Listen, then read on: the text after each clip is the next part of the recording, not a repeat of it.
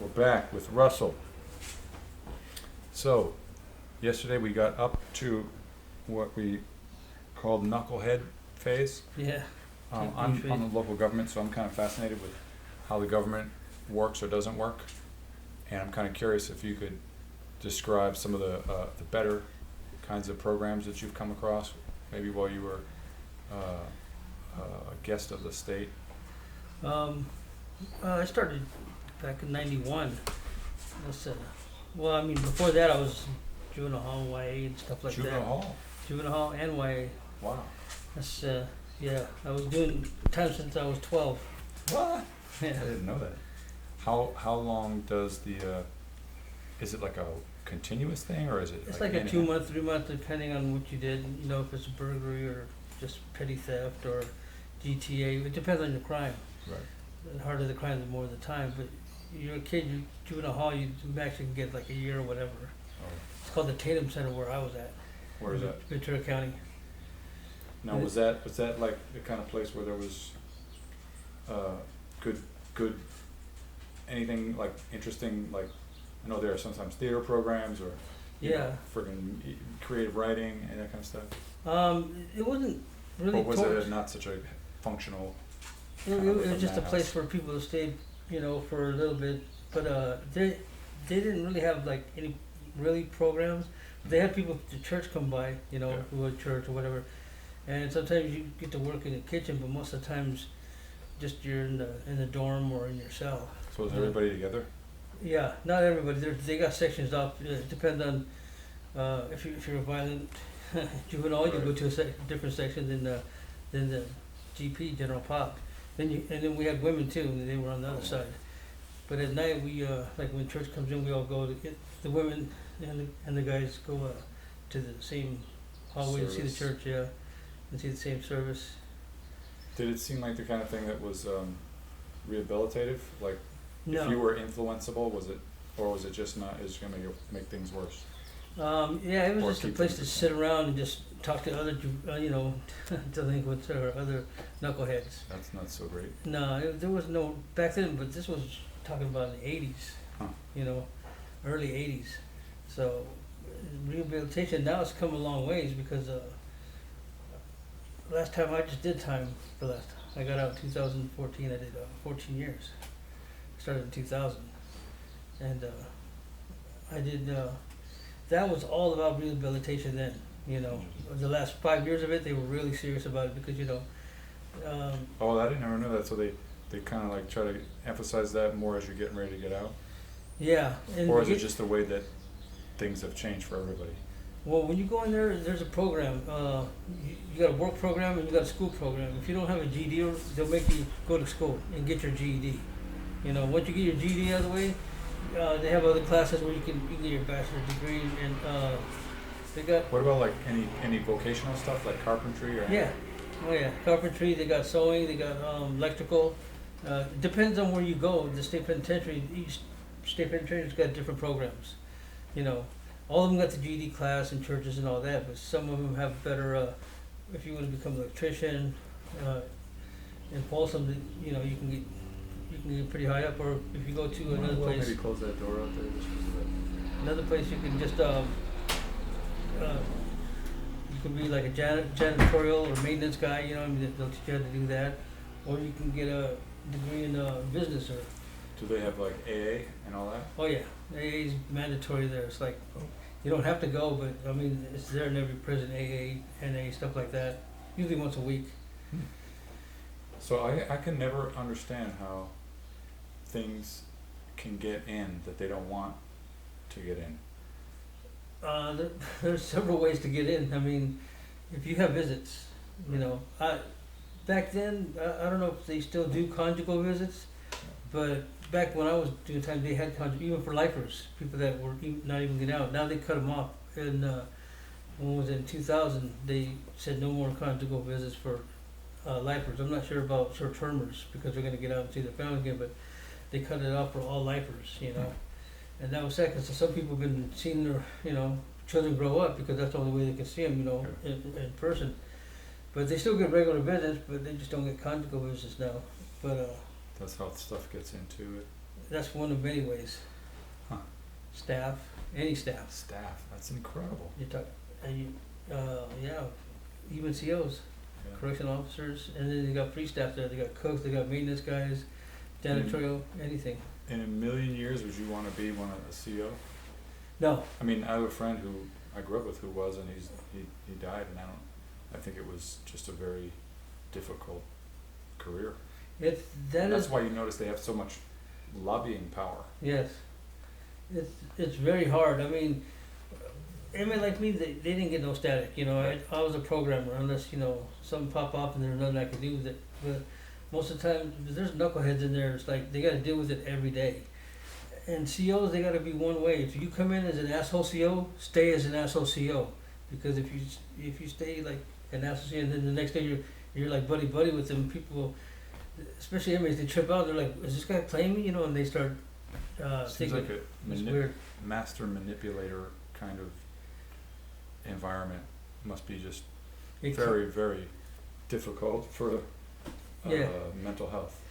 It is. You got to stand your toes, not only for inmates but COs especially. You know what I mean? If they catch them slipping, it's I don't know. You got inmates and you got convicts in there. You know, inmates are the ones that are just knucklehead and they don't care. Convicts, especially long term, they just want to do their time, and just either if they're doing life, they're just trying to do their own program. You know what I mean? So days go by, and if you got like me, long termer, you're gonna get out soon. All I'm thinking about is getting out. You know, but 14 years was a stretch. That was the longest. So we discussed off camera how being Filipino or half Filipino, Right. you kind of had an ability to be around and among different groups. Yeah. Same with the prison. They got the Mexican game, but they got like 4 different kind of Mexicans, and they separate. They got Sureños, Norteños. They got Sacramento Bulldogs, and then they got the Paisas. You know what I mean? And Nice. yeah, and then you got the blacks, you got the Crips and the Bloods, and then with the others, the Filipinos, Vietnamese, Samoan, stuff like that. We're others.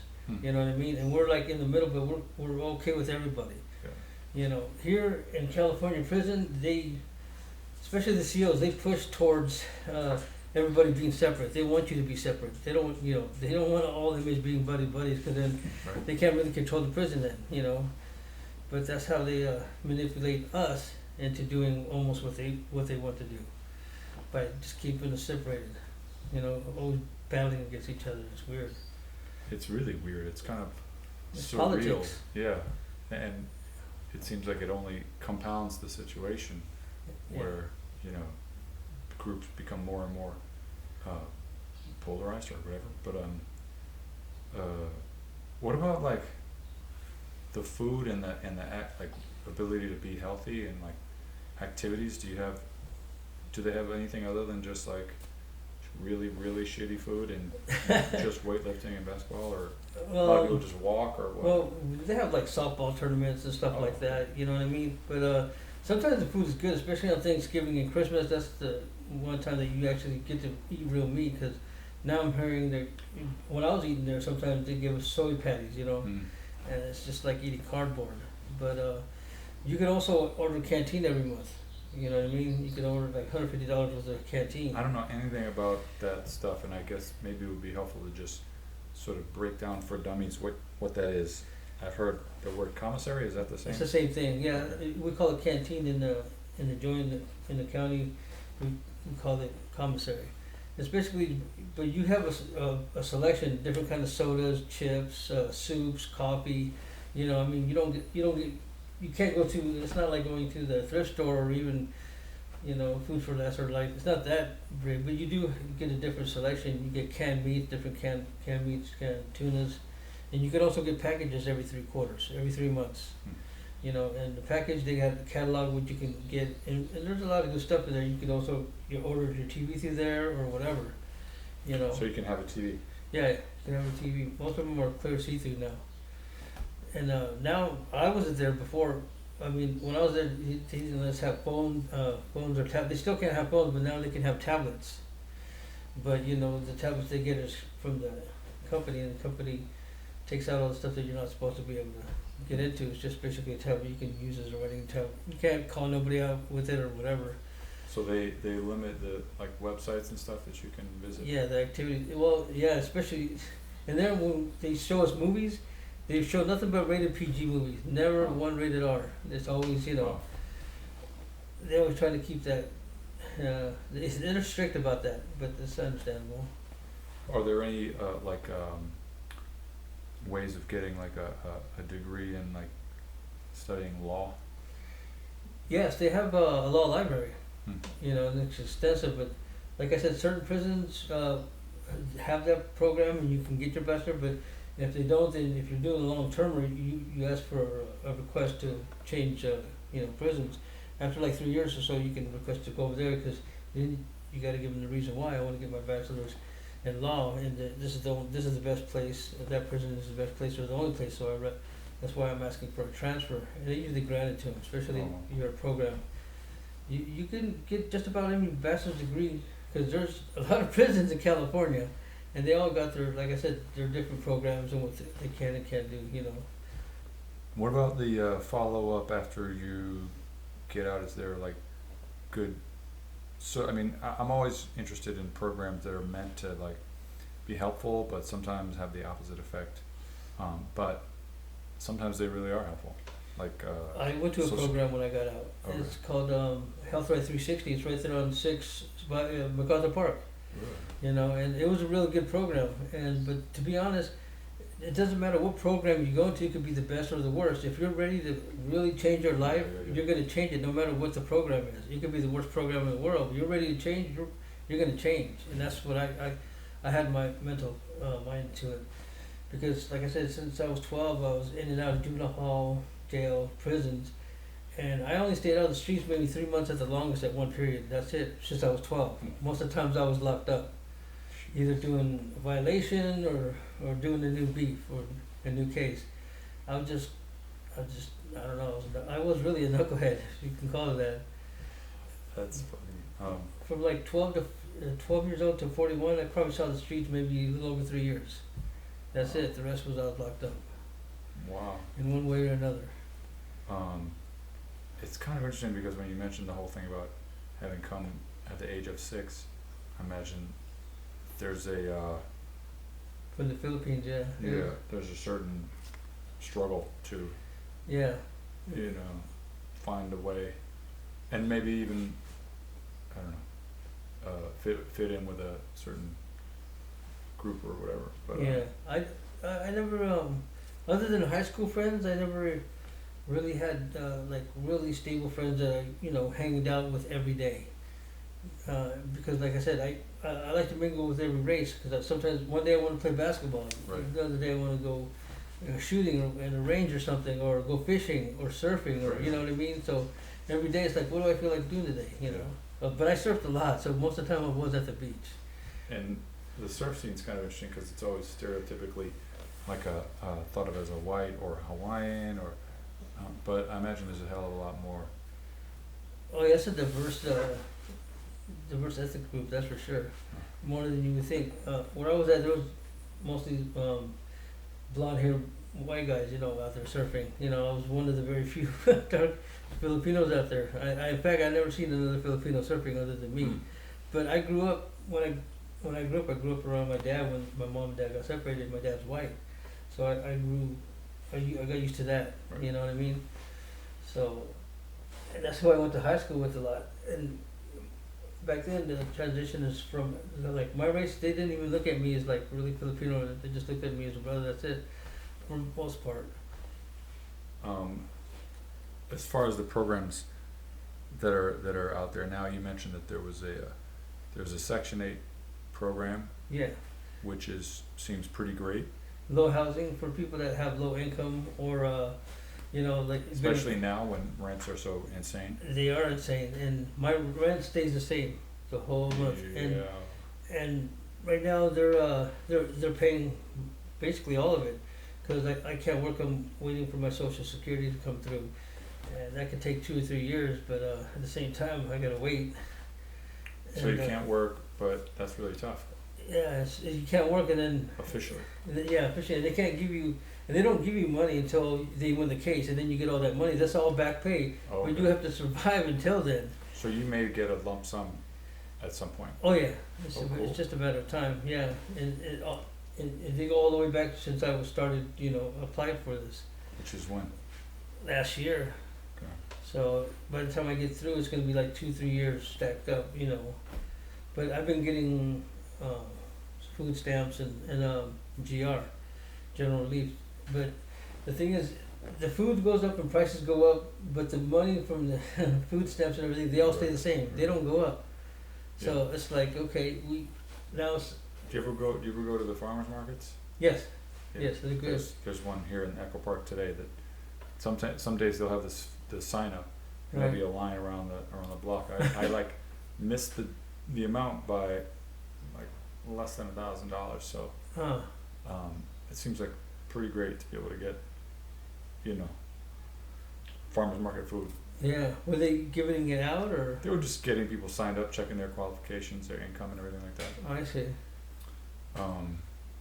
GR, maybe people don't know, is general relief, right? That's Yeah. just a regular. Yeah, their program over there usually And it's through the department. It's through the county, right? yes, it's through the Department of county. Social Services. Correct.